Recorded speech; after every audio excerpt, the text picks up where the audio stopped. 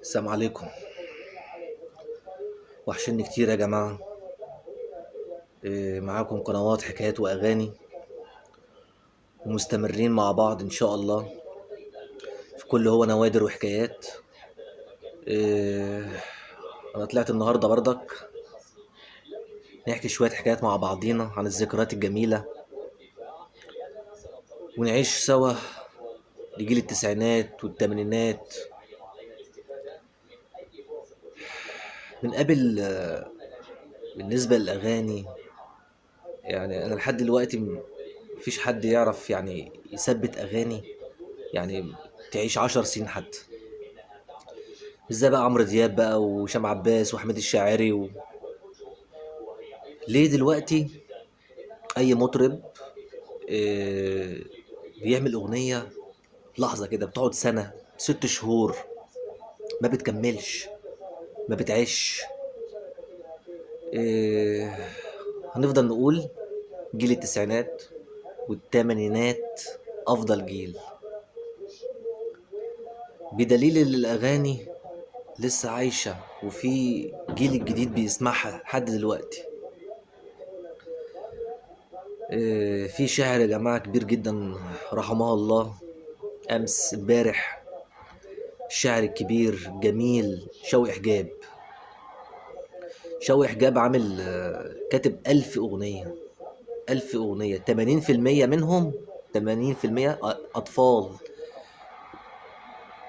أغاني مشهورة جدا، يعني جيل التمانينات والتسعينات أطفال اللي في الأيام ديت ما يعرفش طبعا مين الشاعر اللي كان بيكتبها، ولا كان يعرف مين مؤسس الأغنية ديت.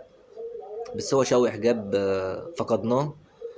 شاعر جميل وكبير، له بصمات كبيرة جدا. 20% الأغاني اللي كتبها لمطربين برضه كبار زمان، أولهم عمرو دياب، مدحت صالح، علي الحجار، هاني شاكر. شوقي حجاب له أعمال جميلة جدا. يعني عمرو دياب في بداياته أغنية مثلا زي مصرية وشحال الشجرة احنا فقدنا شاعر كبير.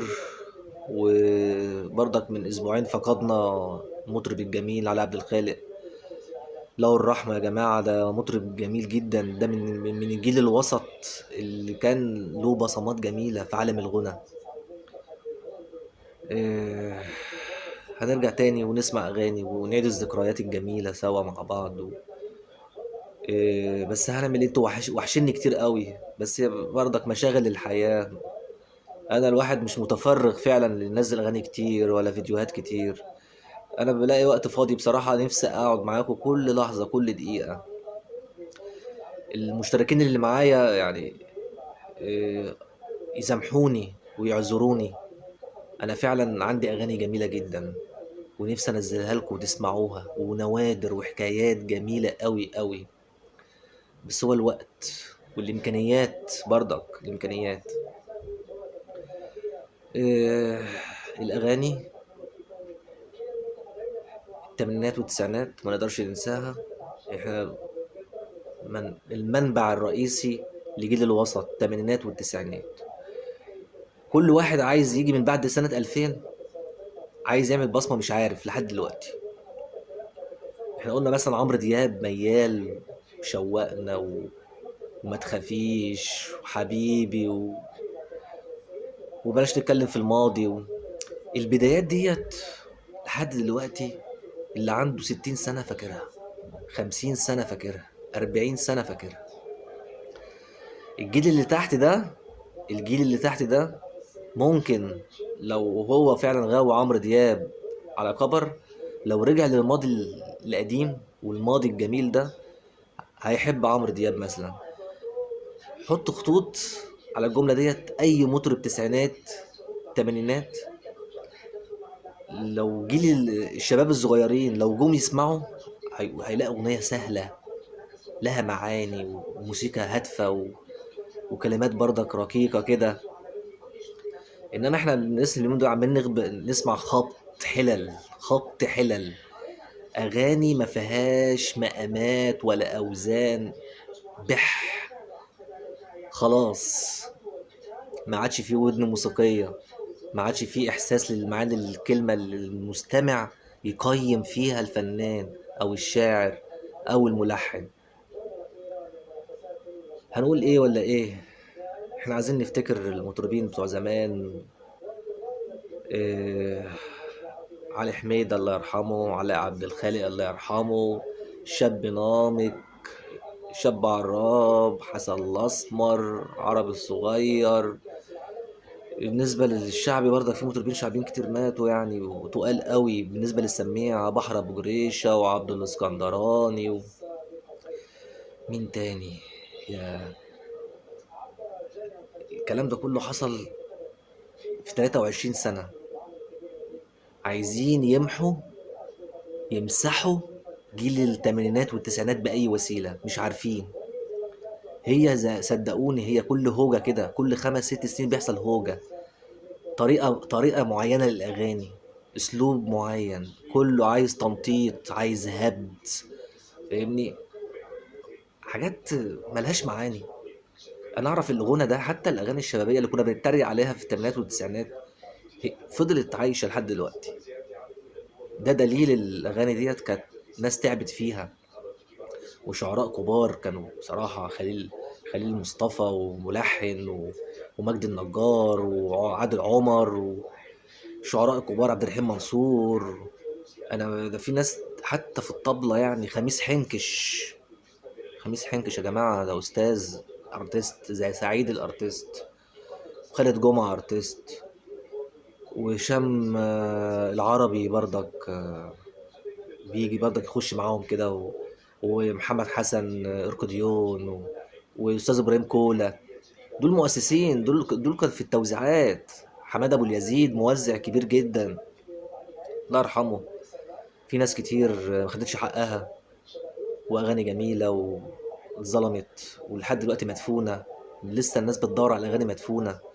اصحاب محلات الكاسيت اللي باع شرايطه واللي باع محلاته بسبب التطور جه عليهم غلط برضك، لان الناس كانت بتعرف يعني ايه بتروح تشتري الشريط اللي كان ايامها ب5 جنيه وب2 جنيه وب3 جنيه يعني. كانوا كبار بالنسبه لها، بس هي كانت في سميعه، عارفين يعني ايه الشاعر، عارفين يعني ايه انا رايح اشتري شريط ليه. اقيم الاول يعني. واحد بيدفع فلوس طبيعي لازم هيلاقي كلمة حلوة، هيلاقي لحن كويس، استماع كويس. عندنا هنشغل النهاردة مطرب برضك الله يرحمه، مطرب جميل جدا، مات برضك في عز شبابه، اسمه مجدي جلال. الأغنية اسمها وشك ولا القمر. أغنية روعة جدا، كلمات جميلة جدا، كلمات أستاذ إبراهيم عبد الفتاح، ألحان مجدي سعد. مجدي جلال يا جماعة مخدش حقه برضك، أعماله بسيطة بس كان في الأوائل التسعينات كان اتشهر جدا، وكان من ضمن الألبومات بتاعته كانت بتخش، وكوكتيلات كان على طول في كوكتيل. خلونا مع بعض نسمع الأغاني ونشوف الزمن الجميل. مجدي جلال، وشك ولا القمر. خلونا مع بعض يا جماعة.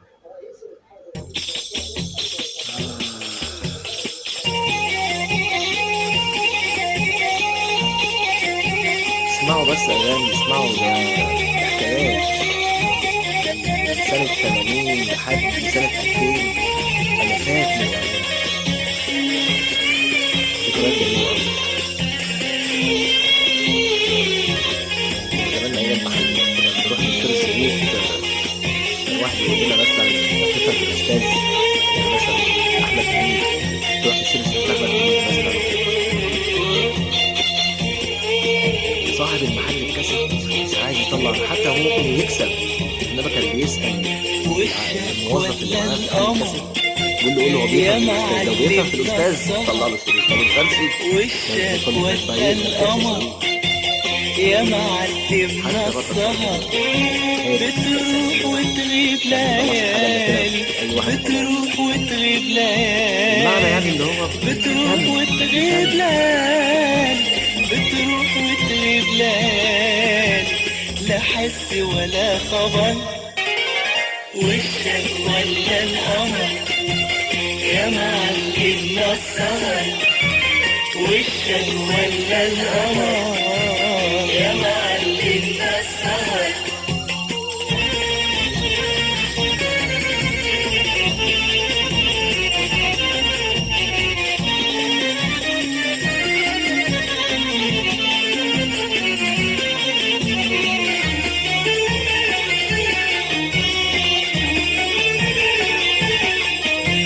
شغلنا بك ليالي ومشغول عننا، هتلاقي مين يا غالي بيحبك زينا. شغلنا بك ليالي ومشغول عننا، هتلاقي مين يا غالي بيحبك زينا. قالوا اللقمة الهانية بالوقت تكفيني، قالوا اللقمة الهانية بالوقت تكفيني. اسأل وبلاش قاسية، واسأل وبلاش قاسية، وبعتلي ولو خبر. وشك ولا القمر يا معلمنا السهر.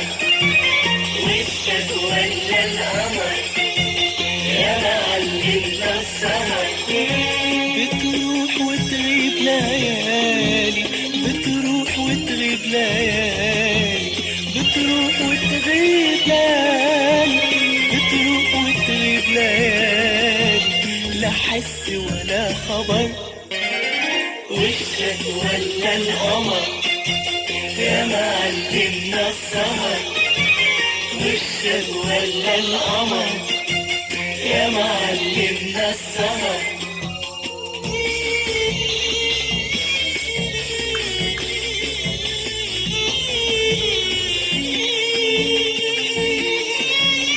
كلمات جميلة جدا، كلمات روعة، ذكريات جميلة. سميعة يا جماعة.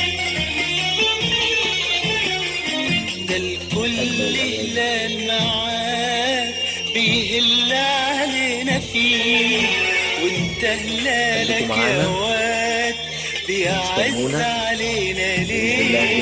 ده الكل هلال معاك بيهل علينا فيه، وانت هلالك يا واد بيعز علينا ليه. ياللي في اخر البلاد مش هلالك معاك، ياللي في اخر البلاد مش هلالك معاك.